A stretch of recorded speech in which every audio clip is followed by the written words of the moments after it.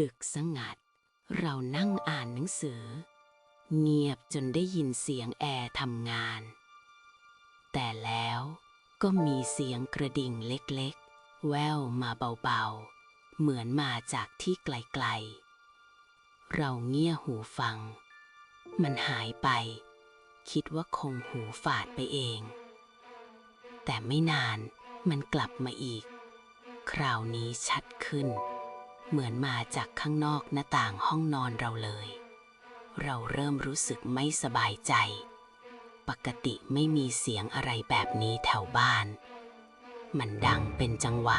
เหมือนกำลังเข้ามาใกล้ขึ้นเรื่อยๆช้าๆแต่ชัวร์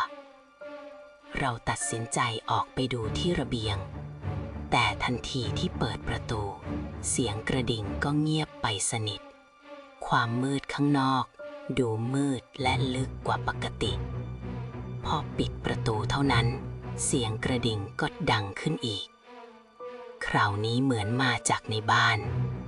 มันอยู่ไกลเรามากเหมือนอยู่หลังกำแพงห้องรับแขกเราหันขวับไปตามเสียงหัวใจเต้นรัวแล้วก็เห็นปลายนิ้วซีดๆยืนออกมาจากซอกประตูห้องเก็บของเก่าพร้อมกระดิ่งเก่าๆผูกติดอยู่เสียงกระดิ่งดังกังวานขึ้นพร้อมกับร่างซีดจางที่ปรากฏตัวเต็มตามีแค่ดวงตาสีดำไร้แววจ้องมองมาที่เราไม่กระพริบเรากรีดร้องสุดเสียงวิ่งหนีออกจากบ้านทันที